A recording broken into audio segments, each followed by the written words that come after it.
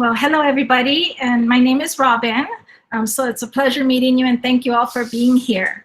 I'm going to share with you in great academic and scholarly manner the state of education in California and beyond in 7 minutes. So listen fast and be ready to take notes. So here we go.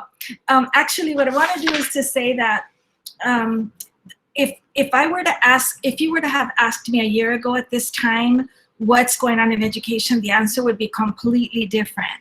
But today, there's actually a completely different agenda and thoughts that consume us as educators. And they all relate to pressures that we're getting in education like we've never had before. Let me just describe some of those to you. Some of the pressures are economic.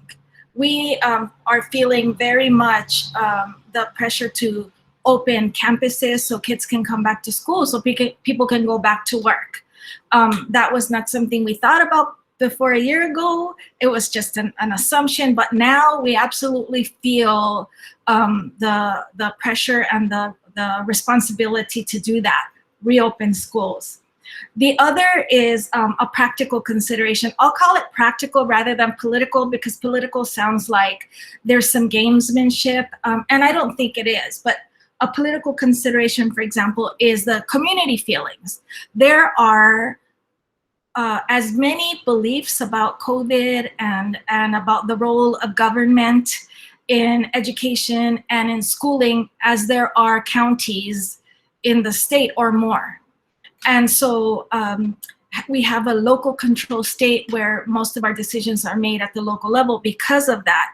And therefore, it's very difficult to address the pressure that is economic on the one hand and then practical on the other, depending on your community. It could be the same and an aligned interest, or it could be completely different.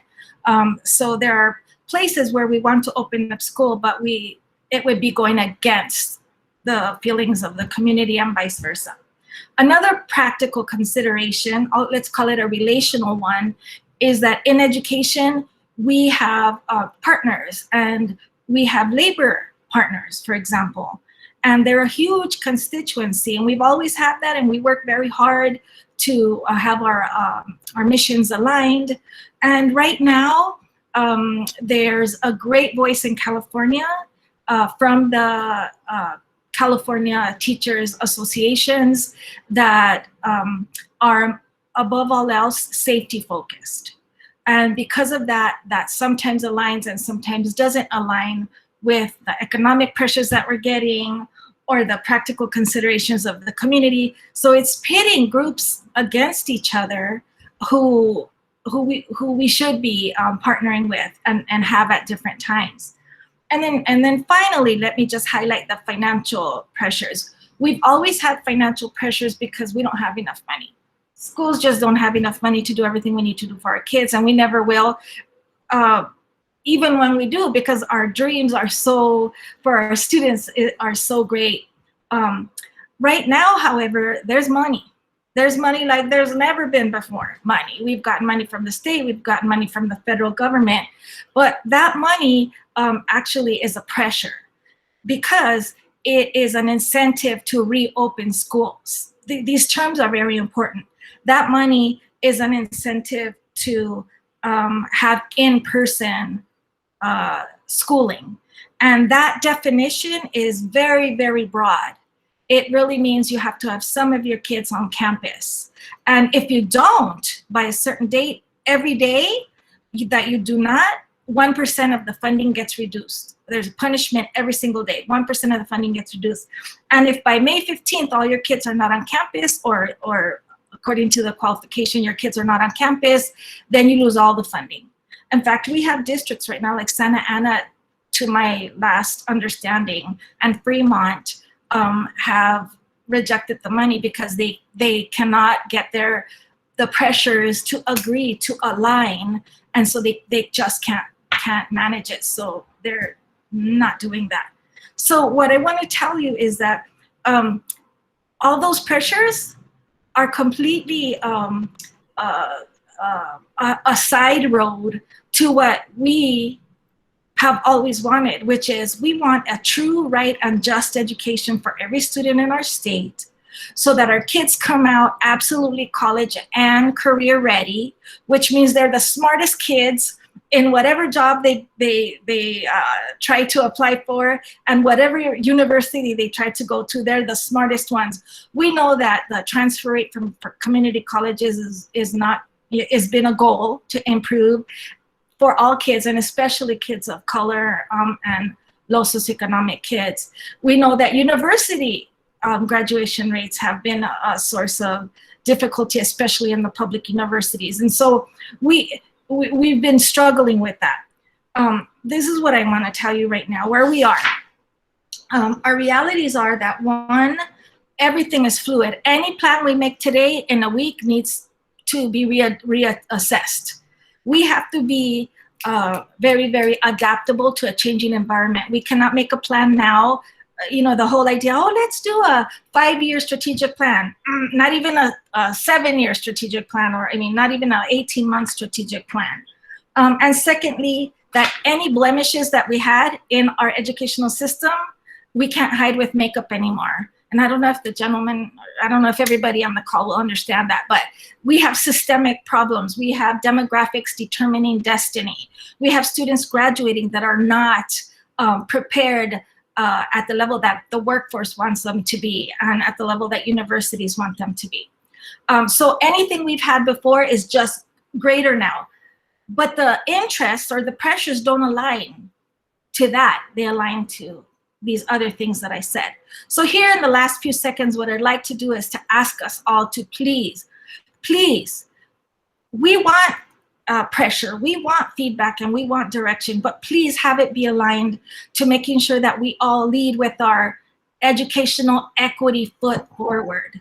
And then that we check that against whether kids are on campus, and we check that against whether there's safety, but that we lead with remembering that our mission is to have an educated populace and a highly educated state, so that we have strength. And that may not be the case right now. So I leave you with this thought. I represent Think Together, our affiliate, and Orenda Education. And Orenda is a term that comes from the Iroquois language, Heron, and it means the energy force inherent in every person that gives us the power to change the world and to change our state. So rather than saying, may the force be with you all, I'll say, may the Orenda be with you all, and may we be able to align our interests and join arms so that every single student in our state can get the premium education that historically only some have enjoyed. And with that, I thank you very much. Very good. Thank you. Thank you, Dr. Avelar LaSalle. And my apologies, guys. I failed to give her a proper introduction. Dr. Robin Avelar LaSalle is the founder and CEO of Orenda Education. For more than 30 years, Orenda Education has been a thought partner for districts and schools seeking innovative, practical, and effective solutions that accelerate learning and achievement. She received her PhD in education from Stanford University, and during her career has held the roles of teacher, principal, district administrator, researcher, and university professor. We got to add some more to that. An equity warrior and an advocate for justice within the educational system, Dr. Avelar LaSalle's mission is to change the odds for the 20 million kids in US schools for whom the current systems of instruction and improvement are not working. Predominantly Latino, African American, and students from under-resourced families. Her work with Orenda has required her to navigate the realities of the politics, economics, and schools in order to ensure that every student is provided an equitable and excellent education that prepares them to contribute to the demands of an unknown future. Thank you so much for your keynote, Doctor. Next, I'd like to invite Dr. Angelo Farooq. Dr. Angelo Farooq is the chairman of the California Workforce Development Board, and he will provide us with a rough 7-minute workforce development update. Dr. Angelo Farooq is the chairman of the California Workforce Development Board. The Development Board developed a common policy framework for the 65 billion statewide workforce system that is the largest in the country. He is also passionate about promoting an innovation ecosystems for quality jobs in our region. Dr. Farooq is the founding director of the University of California Riverside Center for Economic Development and Innovation, and has been an appointee of the Riverside County Board of Supervisors on the Workforce Development Board since 2007. He is active in the community, serving as an appointee for the mayor of Riverside on his Innovation District Working Group, and serves on the Board of Education for Riverside Unified School District. Dr. Farooq earned his bachelor's degree from UC Berkeley, Executive Master and Doctorate of Policy, Planning and Development degrees from the University of Southern California. So with that, I invite Dr. Angelo Farooq to provide a workforce development update. Thank you, Edward. And I just want to clarify that it's a $6 billion, not $65 billion system, but just want to make sure everyone knows that. So good afternoon, everyone. And thank you, Edward, and the Inland Empire Chamber of Commerce for hosting this annual Education and Workforce Summit for our region. You know, I was invited to speak in my capacity as chairing the State Workforce Board, but the emotional depth really behind the words that I'm going to be sharing is primarily going to be coming from my voice as a Riverside School Board member, and most importantly, as a father. So our national workforce system actually identifies youth as ages 16 to 24, and our funding is focused specifically on helping empower at-risk youth. So our K-12 youth perspective on the State Workforce Board is actually formally represented with my colleague, our State Superintendent of Public Instruction, Tony Thurmond. We have about 20 of these youth opportunity centers, and some of these locations are referred to by different names throughout the Inland Empire. And I used to personally volunteer at the center located in Rubidoux, and it was very apparent to me then and now that the importance of early intervention and how critical it is to helping students have a stronger foundation of support and success. Although our federal workforce funds are highly restrictive for youth programs, we have been proactive as a state in coordinating waivers to shift more focus and attention on preventative efforts. It's also evident to me that the youth thrive when they're given meaningful opportunities to get exposure to career pathways. And so whether it's career technical education, vocational programs, STEM fields, and many others, they not only prepare our students for the workforce, but we know that they increase motivation, engagement in their overall school experiences.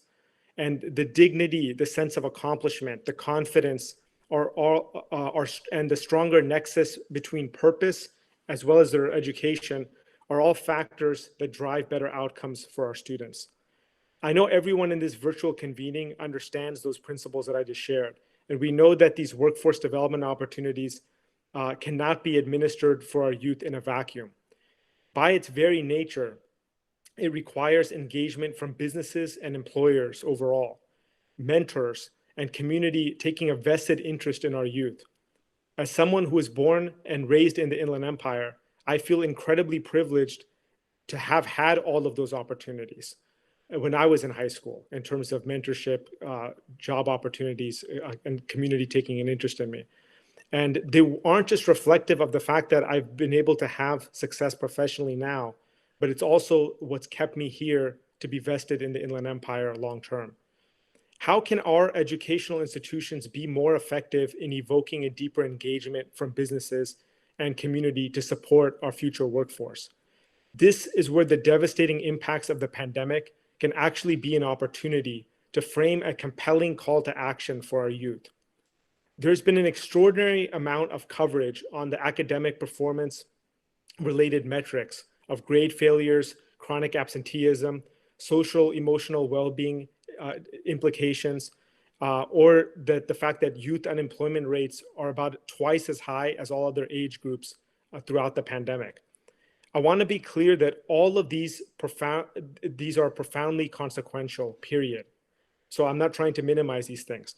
But as our youth have also had to carry the gravity of living in a toxic environment that, and in many instances, that it has included experiencing loss of loved ones or economic devastation for families. But many of the things that I'm referencing are shared experiences that our society has overall collectively had to struggle with. Even the educational components, which are, again, disproportionately impactful to our youth, there's no question about that. But many adults are going through different educational experiences where their learning has been affected as well. But we all know that deep in the recesses of our souls, there is a special empathy and compassion that we all feel for our youth in this pandemic. And it transcends all of those different challenges that I mentioned earlier. One aspect of that devastation of this pandemic that our children are uniquely experiencing is the degrees of their youth itself being contracted and shortened. Now, when I say youth, I mean beyond their age, but I'm talking about youth as a representation of unbridled imagination, passion, energy, the friendships, and the personal discovery that all people journey throughout their childhood. The special place that these formative years serve for our entire existence. We as adults can easily conjure up, if I was to pose a thought experiment of reimagining any segment of our childhood, if it was in an alternative universe where that segment of our childhood was replaced with physical distancing and virtual interfaces, and if we were to do that, we would know that it's something unmistakably a sense of loss that goes beyond something that we can track through academic metrics or any monetary value, because it is so finite, so precious, and experiences that are exclusive to only the time frame of our childhood. I know some of you are thinking that there might be a few socially awkward interactions, maybe during puberty, that you wish you could have avoided if you were in a virtual environment. But we all know in retrospect that all of these are part of our growth. And for many children in poverty, like I was growing up, school can be a refuge from our challenges back home.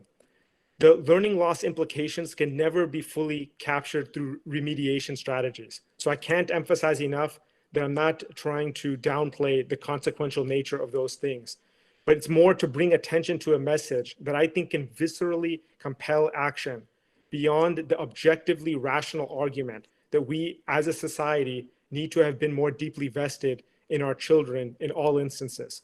So let's harness that emotional compassion that each of us are feeling for our children and our youth, and let it be a rallying cry to mobilize, hopefully, what could be the most transformative community engagement that any generation has ever witnessed, because that's what this generation of youth deserve.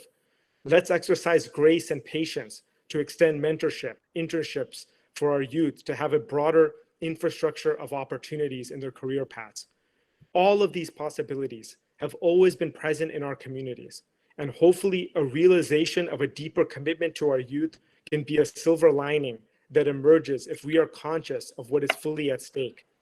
This recognition can help us increase our collective motivation and a sense of obligation to go beyond what we normally feel compelled to do. Our children deserve a promising future, but this pandemic is also a sobering reminder that having a complete youth itself is an experience that cannot ever be taken for granted. I'm looking forward to collaborating with all of you on these important efforts together, and thank you so much for having me speak today. Thank you so much, Dr. Farooq. Excellent. Real quick, guys, soon we'll be entering the panel discussion. On the top right area of your screen, you should see an icon that has a triangle, square, and a circle. If you click on that, you'll be able to go into the Q&A section where you can officially submit a question. So just FYI. I'd like to get into a quick 4-minute video, which talks about Think Together and the work that they do. In the Inland Empire, Think Together partners with 18 school districts to provide after-school and expanded learning programs to 39,000 K-12 students from Ontario to Palm Springs, from Victorville to Temecula. In 2020, their high school expanded learning program offered enrichment, extracurricular, student leadership to more than 11,000 students, with 300 enrolled in the organization's specialized workforce readiness education program. In this short video, you will hear from students currently enrolled in Think Together's high school program and their firsthand experiences in this invaluable resource to their education. Stand by for the quick video.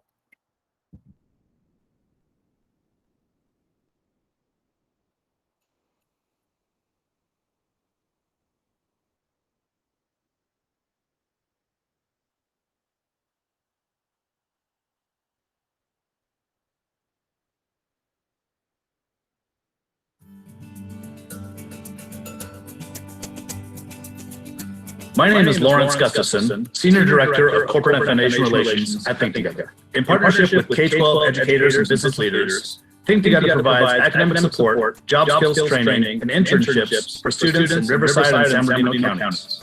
Hi, I'm Gloria Alde, Director of Older Youth Programs for Think Together. Our Workforce Readiness Education Program helps students develop employability skills via interview practice, mock applications, resume building, professionalism training, and internships. Our community and business partners are critical as mentors, funders, and potential employers. Think Together empowers students with job skills, experience, and academic support so they're better prepared to enter higher education and the workforce.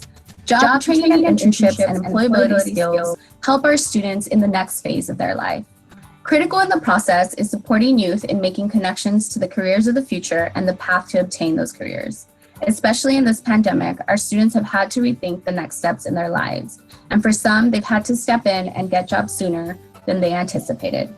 This year's class of students has been one of the most dedicated to their own growth. As an intern with Think Together, I collaborate with others and we come up with presentations. I've had the opportunity to work with many different students from various schools all over Southern California. I'm an intern with Think Together, teaching students within our high school how to learn and how to utilize computer programming both within their high school experience and then also applying that to a potential career or as a major in college, as computer science and coding in general is a very highly sought after skill currently. A day in the life of a student leader in Think Together is you would help out the Think Together staff, run clubs.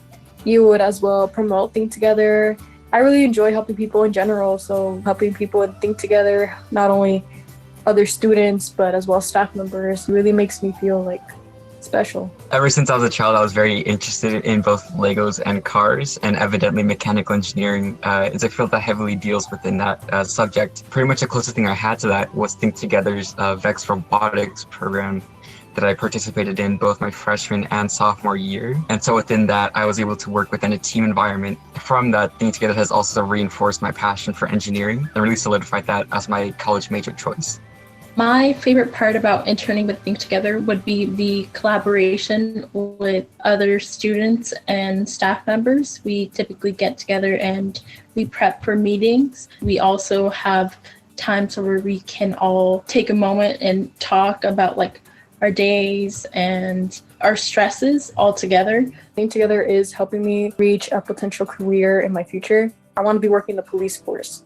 And I know with Think Together, it talked a lot about taking leadership, especially since I'm a student leader. Leadership is very important to me. I think it really did prepare me for the future. Thank you to Bank of America for supporting our workforce readiness programs, Southern California Edison for supporting our coding and robotics programs, State Farm for supporting our Drive Safe programs, and Kaiser Permanente for supporting our healthy living programs. Together, we equip young people with the academic, technical, and soft skills they need to succeed in future careers.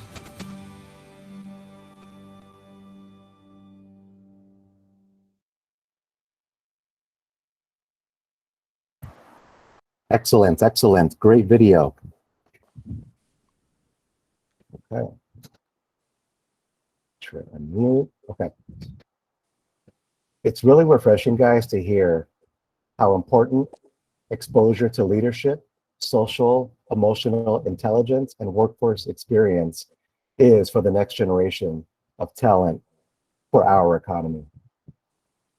Let's get into the panel now. So we are going to introduce Dr. Angelo Farooq. In the beginning, we were going to do, we're going to have each panelist do a presentation about their industry based on their capacity as superintendent at workforce. But we decided to open it up as a panel so we can get engagement from you all as well. So again, you've heard from Dr. Angelo Farooq, who everyone just heard from. Mr. Randy Barth, who is going to be one of the panelists, is the founder and CEO of Think Together. Barth founded Think Together in 1997 with a single after-school learning center in Costa Mesa, and since scaled the organization to serve nearly 250,000 students in more than 600 programs from Los Angeles to the Bay Area. Before embarking on his work as an educational entrepreneur, Randy had a successful career as an investment advisor and stockbroker for more than 20 years, working with such major Wall Street firms as E.F. Hutton, Drexel Burnham, and Smith Barney, and later as a corporate CEO of National Management. Our next panelist, Mr. Ted Alejandre, serves as the San Bernardino County Superintendent of Schools with more than 30 years of experience in public education. Mr. Alejandre has been a teacher, vice principal, principal, director of fiscal services, and assistant superintendent of business services at the district level. As county superintendent, Mr. Alejandre has fostered a collaborative spirit with the 33 school districts in the county that are home to more than 406,000 students, while increasing the visibility of educational partnerships in the community. Our next panelist, Dr. Edwin Gomez, serves as the Riverside County Superintendent of Schools. Dr. Gomez leads the team of extraordinary employees at the Riverside County of Education in working with each of the county's 430,000 students, almost 18,000 classrooms, 500 schools, and 23 school districts to help ensure all students receive a high-quality education, graduating from high school academically and socially prepared for college, the workplace, and civic responsibility. Dr. Gomez has been a district chief academic officer and served as a district superintendent for Adelanto Elementary School District and Coachella Valley Unified School District. So now on to our Q&A. I welcome our panelists. If the panelists can begin to unmute themselves, I'm going to look at some questions that have been asked by our attendees. Let's see what we have here.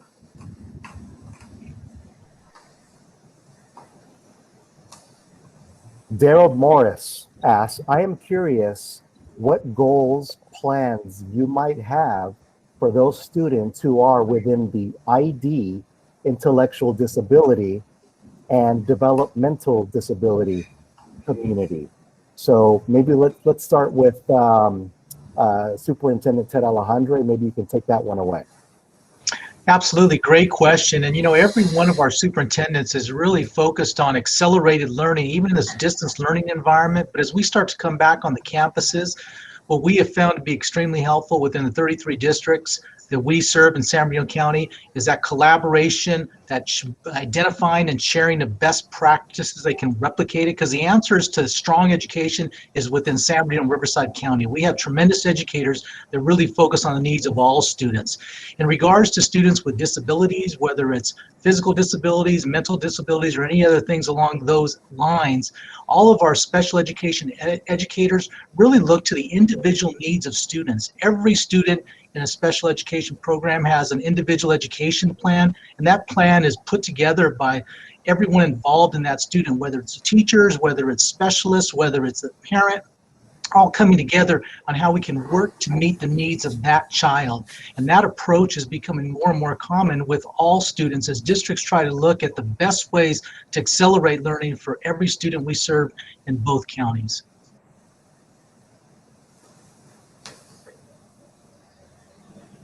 When I think you're on mute. There you go. Dr. Edwin Gomez, you want to chime in on that question as well? Yes, thank you. I would also add, and thank you, Ted, for that response. I think when in regards to our students with disabilities, I think we've got to afford them the same opportunities that we're offering other students. And I think our county offices as well as our school districts are doing a great job of really analyzing data and providing quality curriculum and instruction and strategically using those state and federal monies on extended learning opportunities for K-12 and adult learners and students with disabilities. I think as we talk about the workforce and making those connections, I think the partnerships with businesses and industries is critical. I think industries that are represented here this afternoon also, we invite you to have this ongoing workforce partnership in providing students from all backgrounds opportunities to do simple things, such as taking field trips for students to better understand a different industry, a new industry, to hire local graduates to attend advisory meetings where CTE curriculum is evaluated and presented. I think those kinds of connection, those types of partnerships are extremely powerful. I would also highly encourage that local and county schools in partnership with businesses donate the time, the money, and industry-specific equipment for training purposes and consider providing scholarships for students who excel within a given industry. So that would be my thoughts on that. Thank you, Dr. Gomez. Mr. Randy Barth. Yeah, that's not the special ed areas are not a major area of focus for us. We support the schools and align with them, but that's primarily a school function. Very good. Yep. Very good. I recognize this name here. Next question comes from Bud Weisbart. I believe he may be a local business owner, but that's the great thing about this forum is that we have educators and folks in the business community on here to engage, collaborate, and have dialogue with each other, which is very important. He wants to know, is there going to be an opportunity to present some of the attendees' points of views and ideas during this meeting? And yeah, I think we'll open that up towards the end, where if anybody would like to make some comments, we'll give you the opportunity to do so. But Ivan Malkor, hello everyone. Have there been talks about looking into promoting apprenticeship as alternate? I'm sorry, one second.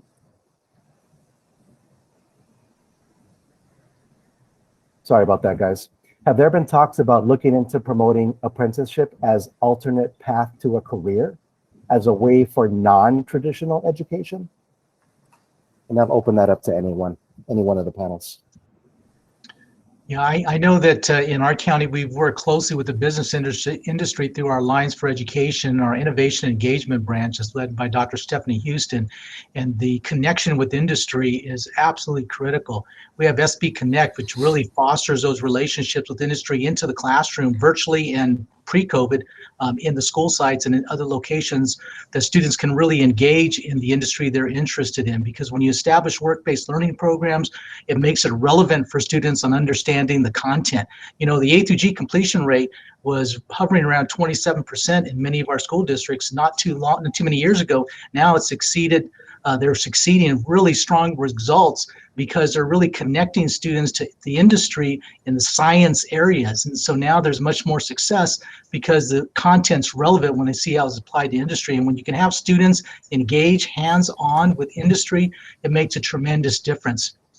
Our superintendents have fostered that and promoted that as a huge element in our Cradle to Career roadmap for San Bernardino County, and now with the dashboard for the state focusing on career readiness, that's been a huge component. And it's again not just about graduating from school and being ready for college. It's what's the plan the day after graduation, because for many students it's college and work, but they need to understand and be aware of the industry options that are available for them, and apprenticeships offer that pathway.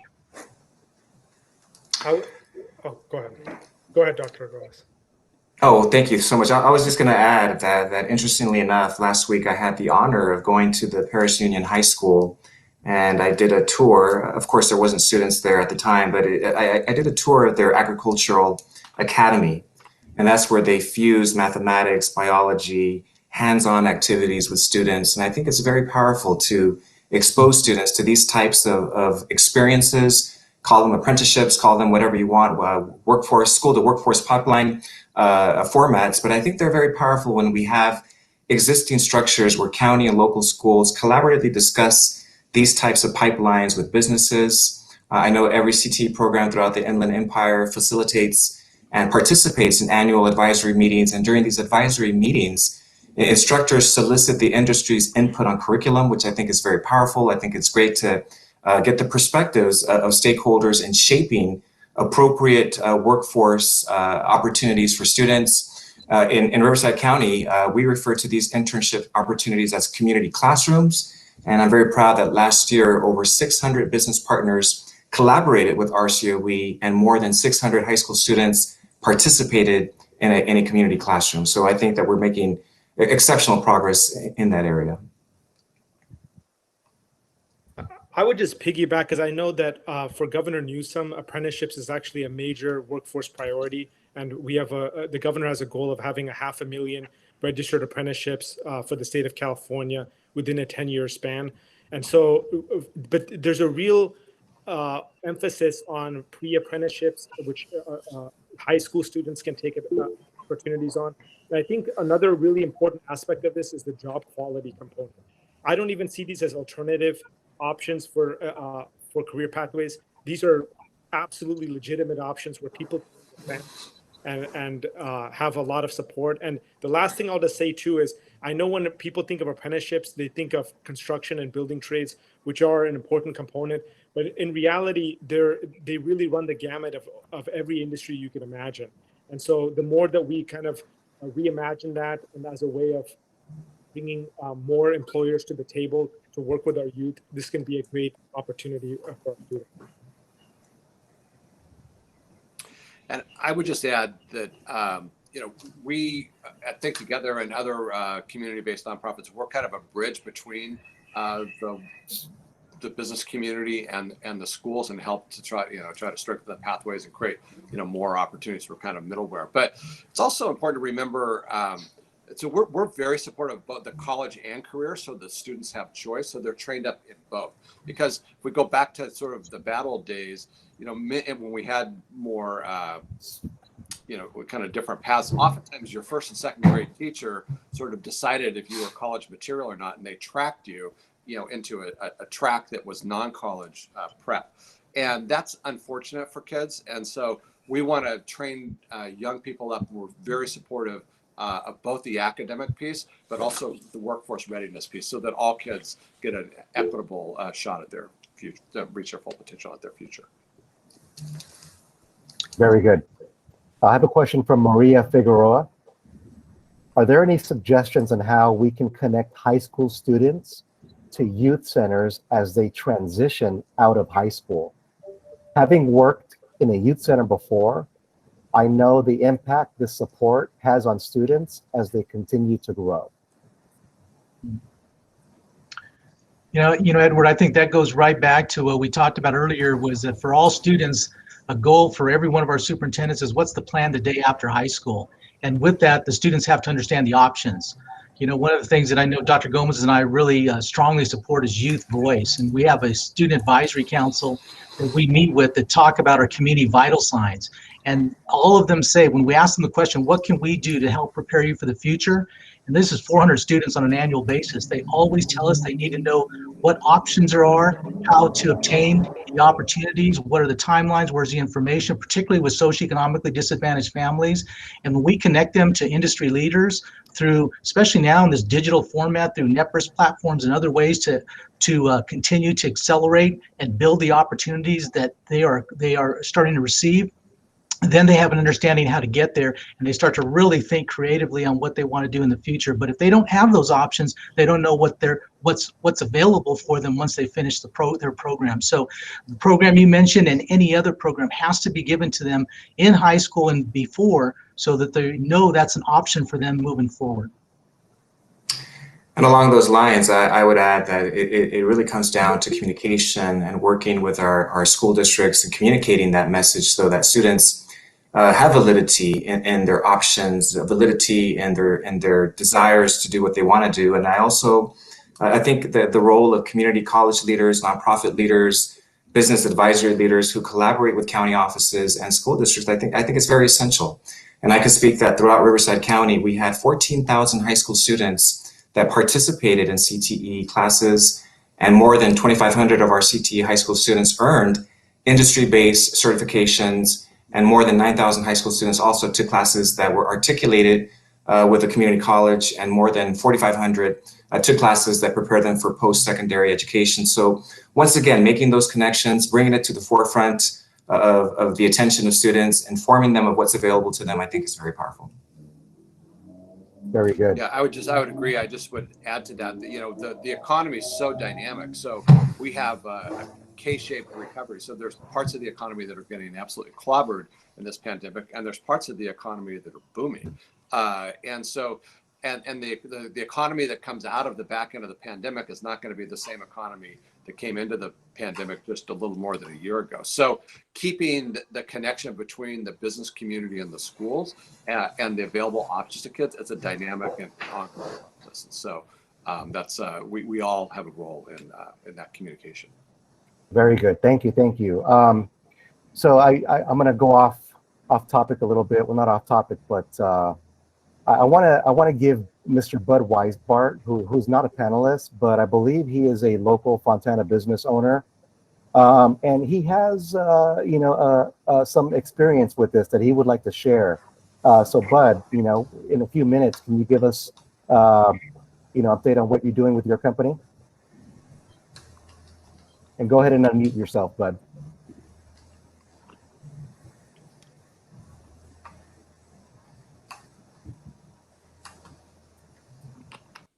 There we go. I was clicking on my screen. I apologize. But I have one of our recent interns who's now a permanent employee with us. And it's a very interesting thing because what Dr. Avelar Salle had explained is exactly what we're trying to address. This is Jessica Magana behind me. This is the first time she's worked. She worked as an intern with us and has now been hired as a full-time employee with us. And I think one of the critical issues, and I'm going to throw it back on you, Edward, and the other chambers of commerce, and that is the ability to work with smaller businesses like ours. As I wrote to you, we, since the early 1980s, have probably had well over 200 interns come through our company. One just made corporal in the Costa Mesa Police Department. And that's because we have this bias that business relates to everything in our society. And particularly though, that businesses are the employment drivers of our community and our society. And the one thing though that is the largest barrier, particularly to smaller companies, is they don't think they understand enough about how an internship mentorship program can work with them at very minimal cost and provide tremendous benefits. As I indicated, it's a win-win-win, really. It's a win for the student, it's a win for the company, and it's a win for the educational institution. And we have seen that over these last 40 years, that has been the case. And I just feel that one of the major things that chambers of commerce could do is work with local businesses who are their members to understand the ways by which these types of programs can be an asset to their company. Now, we believe strongly every one of our internships has been a paid internship. It's at minimum wage, but free labor is hopefully something that should never have existed, but doesn't exist in this company. And we're a manufacturer of very technically oriented types of products for industry. The majority of our work, for example, is in orbit because we work in the aerospace industry. But we're a small company in Fontana, providing flight hardware, doing everything a manufacturing company needs to be able to do. And if we can do it, anybody can do it. And if we can work with, in this case, in Jessica Magana's case, it was Cal State San Bernardino. We have another intern who is at UC Riverside right now. We've had high school interns and so on. So that's what my advocacy would be, Edward, is that there be a way by which chambers who have the linkages to businesses would show businesses, particularly small businesses who are resistant to this, how they can in fact benefit their community, but benefit themselves as well as the students and the educational institutions with which they are working. From the educational point of view, I think it's important that the interns become credit worthy to the institution in a way that allows the student to get some credits in addition to the minimal salary we pay. So it is a little bit of a benefit. Anyway, that's basically what I want to advocate. I'd love to, we have a meeting in a few minutes, but the point is I would love to be responsive. I will give you our website. It's artarpaulins.com, and don't hesitate communicating with us. We'd love to be in a position to work with anybody. It's A&R Tarpaulins in Fontana, and you can find us relatively simply. I hope I'm not taking up too much. Very good. Yeah, I know how to find you, but I'll connect with you offline and we'll put a plan together to do exactly what you did with many, many other businesses. I think it's wonderful. And we've talked with Fontana Chamber. We're members, of course, but I would love to see it spread throughout. It could be a model. Thank you very much. Awesome. Thank you, bud. Thank you. I pivoted a little bit, guys, but that's because I thought it was important that Bud share his experience on what he is doing for students. So back to our regularly scheduled program on the same channel, same time. Okay. We still don't know what the long-term effects are to both young people and adults due to the COVID outbreak and subsequent shutdown of the economy and in-person education.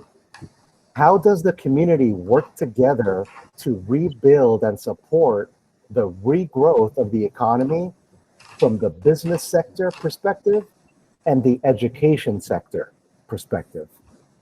And that'll open that up to all panelists. Well, I'll just go ahead, Randy. Just kind of building on the things we've been saying, I think that the pandemic has laid bare the inequities that were there and exacerbated the inequities. And so we've got to meet the moment. I do think we have to think creatively and use different kinds of tools to reach our kids, reach out to the business community, and to build those bridges. And Bud, thank you for illuminating what you're doing. But I think it is building those bridges out to the opportunities.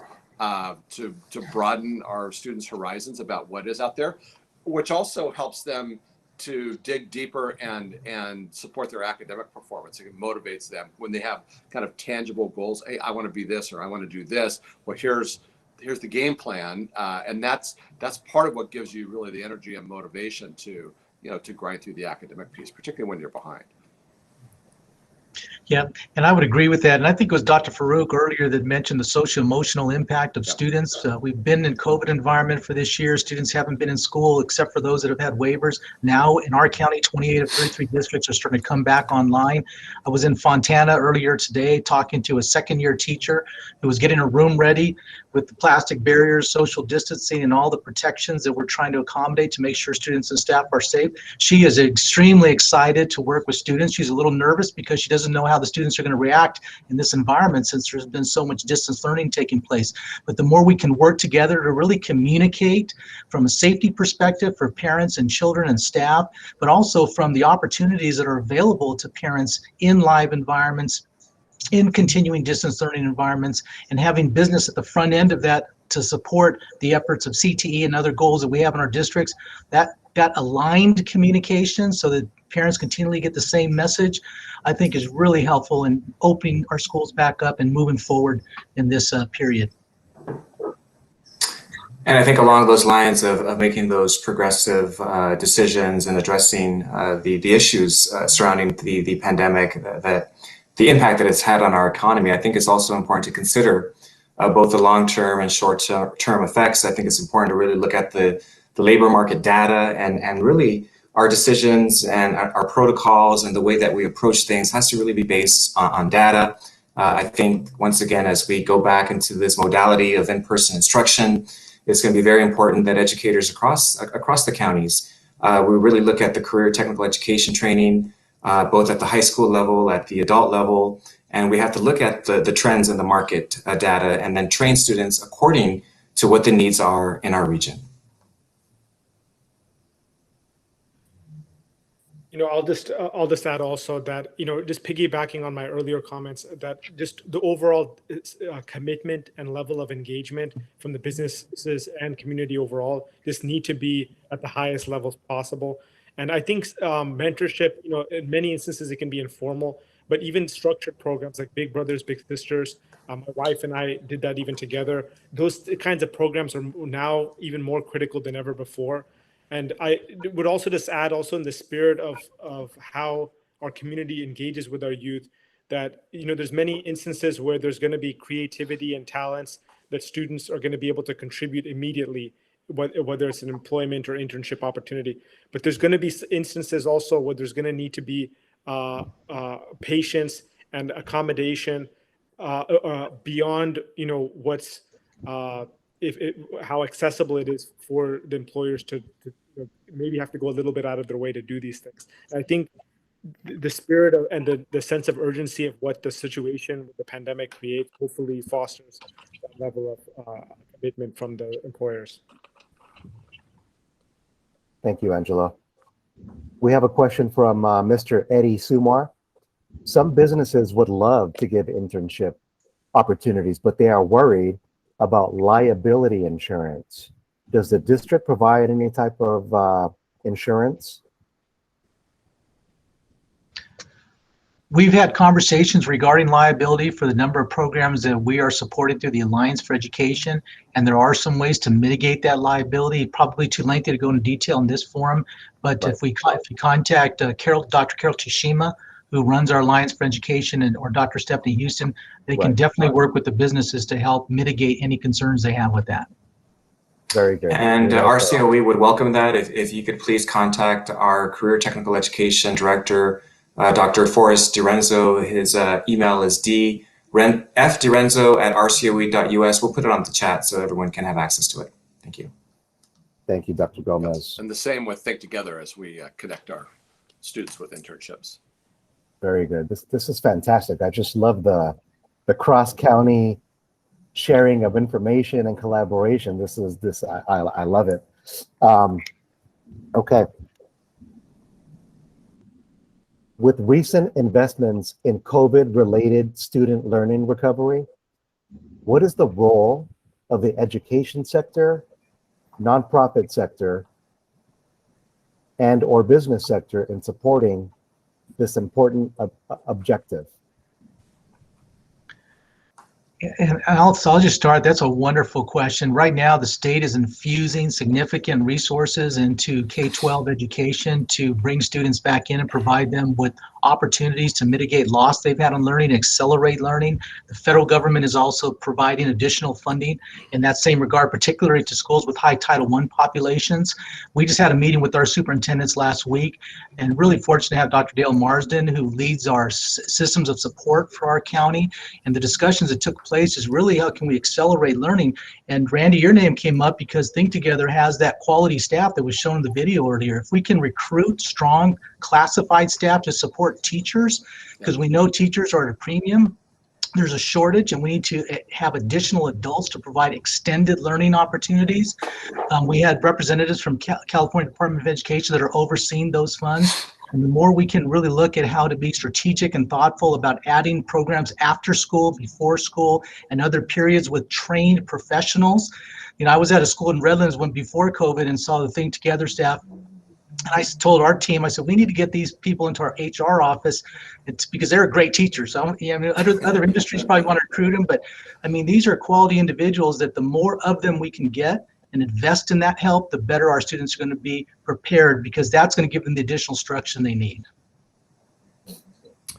Yeah, thank you, Ted, for that mention. Yeah, that's going to be an all hands on deck proposition. We've talked with, as we talked earlier, we bring a lot of different school districts. So for us, it's a matter of augmenting what they might be doing in a traditional summer school or a summer bridge program. We had one district said, okay, we're running a summer bridge program the week before school, and we're running summer school for 21 days or something like that. And they may be serving 10 or 20% of the district population. But what about all those other kids, all those other hours, all those other days? How can you help us fill in there? Because the financial resources there. So it's a massive human capital and staff. So I would, if our university partners are out there, we have teacher pipelines because of the nature of what's gone on with COVID the last few years and declining enrollment. There's not been as many new teacher positions available.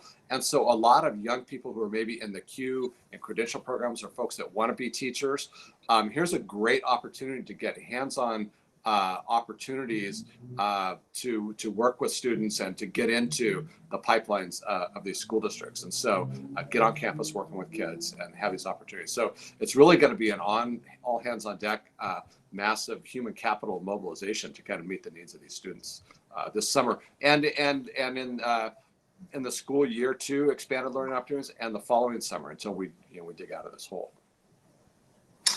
And I think in addition to the great collaboration that is needed to carry forth this great work, I think innovation and creativity is going to be at a premium. I do believe that using CTE, career pathways, I think having that motto, that thought that we're not just preparing today's students for today's jobs, but for jobs that don't exist.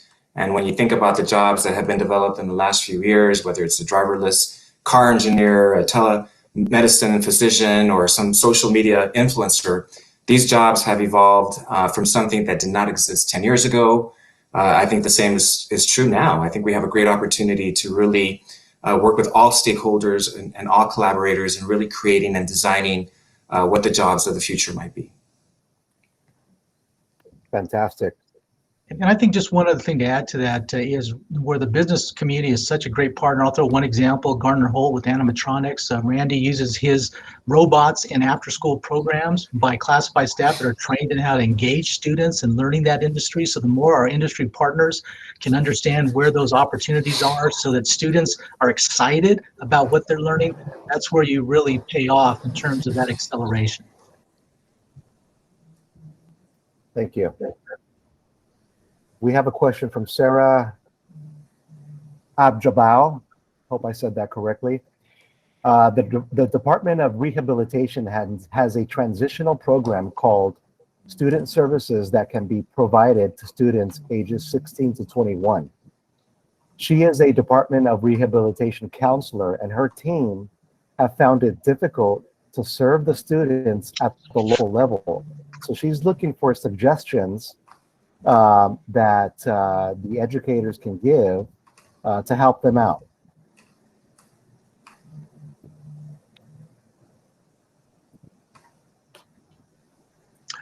I'll share on our website, and I know Riverside has the same, is we have a distance learning collaborative resource hub. So there's a number of resources that are available. It's really tried to be fine-tuned and streamlined, so really effective resources are there so that you don't get overwhelmed with the number of resources that are available. We also have, for every subject area, a contact person's email. So if a parent says, I'm really struggling with my child in math, can you give me the best resources or options? And the person that they're asking the question is our math expert in the county office. And so trying to make resources readily available to parents and helping their children and anybody else that wants to support children in the home environment. And I would just say, feel free to contact us. We're very similar to San Bernardino County. We have people in those key positions, those key disciplines that would be willing to help and support. And I think Peter Daniels is on the line, so he'll put something on the chat as well. Very good. Next question. What are the shifts that still need to take place in current CTE workforce readiness programs as businesses shift to the post-pandemic models and demands of consumers and customers? No, maybe I'll start on this one. I just think that, and I think it was Dr. Gomez that alluded to it earlier, I think it's really important that we're not just creating CTE programs based on what we think sounds good of jobs or opportunities, but it's grounded on what local industry demand is for that specific community and region. because that's also where you're going to be able to harness the kind of support you're going to need to create those opportunities. And from a data standpoint, and to be on that pulse, school districts don't need to reinvent the wheel. Your local county workforce development centers, there's one obviously in San Bernardino County and one in Riverside County in the Inland Empire. They can be great assets to helping provide that information. So again, that can be useful. And the last thing I'll just say is, again, the job quality matters. It's not inspiring for a student to know that there's something just slightly above minimum wage, but that's the type of program they're being trained to do. So really thoughtful about the quality component can really help increase engagement as well.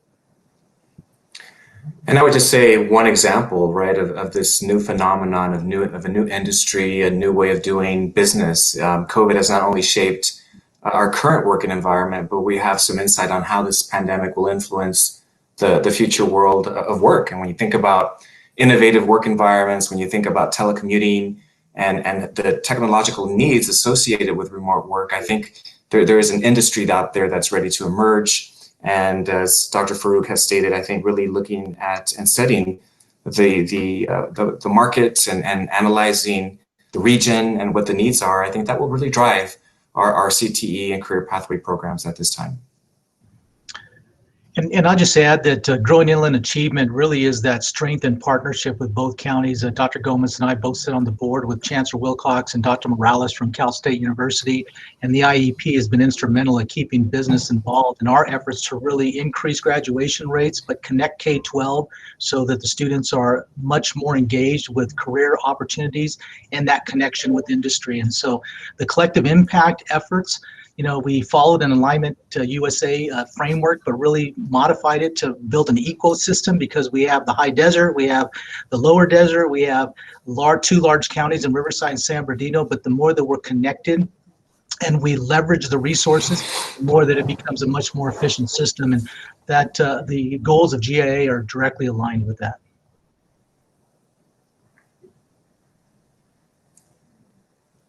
Thank you, Mr. Alejandre. Typically, counselors work with students to introduce them to career pathways, to support them in academic course planning, college planning, and internships.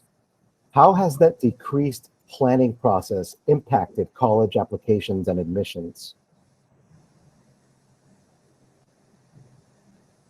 That's a great question, Edward, and the honest answer to that is at this time, we really don't know. And that's something that we really have to analyze moving forward. We're going to have to be very keenly aware of what's taking place in that area. But I can tell you that this pandemic has had just a devastating impact, especially when you think about students of color, students in poverty, those that have not had the accessibility to technology, to Wi-Fi. And so really, that's something that we as educators really urge other educators and colleagues to really look at that data, try to seek out the data, and analyze how we can move forward to really meet the needs of our students. But at this point, I couldn't honestly really address that question. Very good. And I agree, that's a great question. And when you talk to students in the student advisory, they always say they need more people to give them the timelines and the guidance because counselors have large caseloads. It's hard to see counselors at school. And then there's also a need for SEL, and those counselors need to be trained in how to provide that social emotional support to students. So a combination of those factors are needed for the whole child to really have that plan after graduation. But there's tremendous efforts taking place right now to assist that. One program that is very popular in Riverside and San Bernardino County that Dr. Gomez and I support tremendously is AVID. And just one statistic with AVID, to apply to Cal State, you have to meet A through G requirements, those courses, those 15 courses. In San Bernardino County, we have a little over 40% that meet them, so 60% don't meet the minimum requirements. Unless you're an AVID, where 96% of AVID students that graduate from high school meet college requirements, entrance requirements. and they're all planning college as a part of their career. And so the more that we can increase that, and that program's increased, incredibly, but it really is part of a larger discussion in terms of, the number of courses that students can take, electives, et cetera, the whole approach to student planning from a systemic level to build that portion into it, so they know when FAFSA deadlines are in place, they know when all of these requirements are in place, every single student. That will make a big difference moving forward. Yeah, and I would just add that because as I think both superintendents pointed out, the caseloads are really high and so when you get to the special ed referrals and the other things that like absorb them, there's not a lot of time left for other students. So we try to also step into that void and use our staff and our upstream resources to connect folks to make sure that they're taking the right classes, they're on the plan, that they've got these career opportunities, and that there's communication around that. I also am happy to announce that Think Together is the first expanded learning provider to become an official partner with Avid. So we've always had Avid-like strategies within our program. We're also big fans of Avid, but now we're having a formal partnership with Avid to train our staff on the Avid approaches to bolster the supports in our schools. So we're very focused on kind of being aligning with what's happening during the school day. Excellent. Excellent. So when the schools shut down a year ago, what was the impact on CTE engagement with youth? What has been done to recover some of the lost opportunity to engage students in CTE? And I know for us, it's just been really maximizing the leverage of technology through NEPRIS platforms that engage industry with students in a digital environment. In addition, there have been some opportunities. For example, Riverside County has been hugely successful with StepCon, an event that had 5,000 students pre-COVID. We've adapted that model in a virtual environment, and we had close to 10,000 students participate in STEMapalooza. So the more that we really are strategic and use strong platforms that engage the audience rather than a typical Zoom, because that's difficult to do when you're trying to increase opportunities. We use a Connect 6 platform, but any way we can utilize a digital environment to make increased opportunities for students to be exposed to industry leaders and what options they have, I think will help in that regard significantly. Excellent. Excellent. And I would just say that our teachers, even in this remote environment of distance learning, I think teachers across the county and counties, plural, have done an exceptional job. And I know that there's a lot of criticism out there about some of the things that might have happened, but I can tell you for the most part, from my observation and discussions with superintendents across the county, I think our teachers have done a phenomenal job of reaching out to our students, ensuring that even in this constricted environment, that they're still reaching students, still teaching, still aligning themselves to the standards and ensuring that they have a quality program. I would just add also that it's important for us to remember that there are instances where students have actually performed better in these environments, and that the technological infrastructure, the professional development that's gone into these things, that in some instances, these things should be sustained to accommodate those students that are more effective in this environment, or just making our overall level of sophistication with digital literacy and so forth, that the value of that, beyond the pandemic. So not everything is necessarily bad from this experience as well. Very good. So as we approach the last 10 minutes of this webinar, I want to ask each panelist to, list some of the top 2 goals or top 3 goals for your organization moving forward. And we can start with Dr. Edwin Gomez. Thank you, Edward. And I'm just going to share quickly 4 things that we're really focused on at the Riverside County Office of Education, and that's one of them is financial literacy. Financial literacy is not really talked about in academia, in the educational system, but I think if we're really going to equalize the equity gap across the nation, I think all students need to understand what financial literacy is, to understand the difference between an asset and a liability. The next initiative is mental health. I think it's really important, as Ted and everyone in this group has stated, social emotional learning is extremely important. The other initiative that we're focusing on is literacy by 5th grade. Really talks about middle school readiness at literacy and also high school readiness with authentic literacy. And I know Robin is a huge proponent of that, so we'll talk more about that as we go along. And I think that those initiatives are extremely important. And I just want to say that it takes a collective effort and really bringing people together to focus and hone in on what we're trying to do as an educational system. Thank you. Thank you. Mr. Ted Alejandre, some of the top priorities of your office? Yeah, absolutely. And one of the things that helps us tremendously in understanding how we can best support districts is that when we went to local control 6 years ago, one of the requirements was a local control accountability plan, and that's what every district has to do. And the county offices, both Edwin and I, have to approve those. We can't tell districts obviously what to teach, but we have to make sure they address all of the indicators the state has. And what we see, because we've become intimately aware of the highest priorities of school districts, we see an incredible need for districts to want to support social emotional needs of students. We both deal in counties where there's a significant number of socioeconomically disadvantaged youth, and so how best can we accelerate learning for students? We see a huge need for our districts in stakeholder engagement, how to incorporate parents and other stakeholders into the planning process so districts can build programs that are aligned to community needs. We also see college and career readiness. That continues to be a big priority. The acceleration of pathways at secondary levels and tying industry to those STEM courses to make learning relevant for students so that they can show more success in meeting those A through G requirements are extremely important. And then the other one that comes up all the time is technology, and not just acquiring more hardware and software, but just really how do you utilize technology to accelerate learning.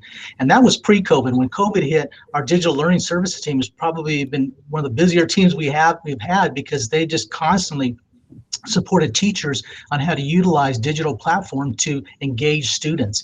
And even though we're going to go back into live, many districts are going to continue with that component in some way, shape, or form for their parents that need it and want it as we move forward. Thank you. I think for me, so I think together we really do two things. So one is through our affiliation with Orenda Education and Robin here, work on the kind of school improvement side. And then we've talked some about the expanded learning. So on the school improvement side, this disruptive moment, this disrupted kind of the industrial school model, and it creates an opportunity. Also, a lot of districts are just trying to get through it and just survive it. But some of the leading districts are leaning in and having an opportunity to disrupt the day. So we've wanted smaller class sizes. Well, social distancing, you get smaller class sizes. We want to leverage technology. We wanted kind of more expanded learning opportunities, social, which can also help on the social emotional side as well as the academic support side, and some of these connections to career pathways and that sort of thing. So the model's kind of disrupted, and so I think leading districts are taking this disruptive learning to rethink schools and leverage this moment to integrate these new elements that they've always wanted to get at, but the system itself kind of got in the way. And so to really to take this disruptive moment and build the schools of the future that's more equitable and excellent for all kids. So Robin is leading, and her team are leading efforts on that front, working inside the school systems with teachers and administrators. And then on the Think Together side, we're doing the expanded learning opportunities that we've talked about kind of over the last hour or so, where we're giving students an opportunity to be social again and relate and to be with their friends, and but also have connect opportunities to this to the business community and their future jobs, as well as the academic support so they can be both college and career ready. Because it's tough to do it. It's tough to do it in the confines of the regular school day, and then with the challenges around the pandemic that's squeezed that. You really need to expand and take advantage of all the hours in the day and through the summer to provide kids a great education. Thank you, Andy. Dr. Angelo Farooq. Thank you, Edward.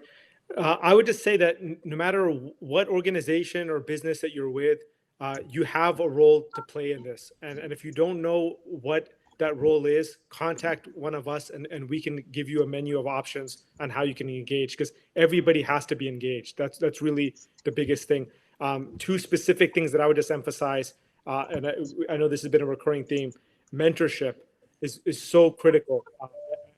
It provides such an important support group on social, emotional, on confidence, on engagement, across the board, and internships and job opportunities.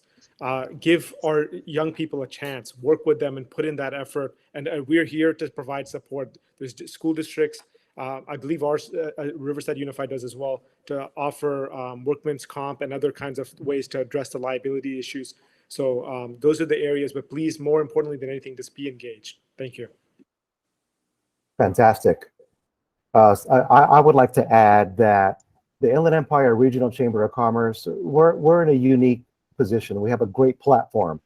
Our platform extends to the high desert, east to Palm Desert, south to Temecula, west to Pomona. Pomona's LA County, but we cover it. So we have business members, companies, majority are mid to large in size. And so we have a unique ability to strengthen those ties with educators, internships, apprenticeships, with many of our business members. So I would encourage the educators on this forum, as well as the panelists and superintendents, let's have a follow-up phone call to figure out how the regional chamber can play a role in your initiatives and in your programs with driving this region forward. In closing, I want to say thank you. This has been really, really wonderful. We had a little over 300 registrations for this webinar. We are recording it, so we will share the video a little later today or tomorrow. But I want to thank you all. If anybody wants to, share some last words or thoughts, feel free before closing out. Just thank you, Edward. It's great to be on here. And just again, just can't emphasize the support from businesses and how helpful and critical it is for students to achieve. And the business partners are phenomenal. Yeah, just thank you for the opportunity to partner with you on this. Thank you to Lawrence Gustafson from our shop for his leadership and pulling this together, and to our corporate sponsors, B of A, and our other sponsors and our corporate partners. That it really does take a village to raise our kids. It's not just the responsibility of the schools and the school districts to educate our kids. It's us as parents and community members. It really does take a village, and so we appreciate everybody's taking the time to be involved in this. Absolutely. And I just want to say thank you, Edward, and thank you to all the panelists as well as all that participated today. I echo everything that has been stated. It truly takes a collaborative effort to meet the needs of our students, and we look forward to the future partnership. So thank you. Wonderful. Thank you, Think Together, for your partnership on this. You've been wonderful members for the past few years. We love working with you. Until the next time, guys, we're signing off. Have a good one.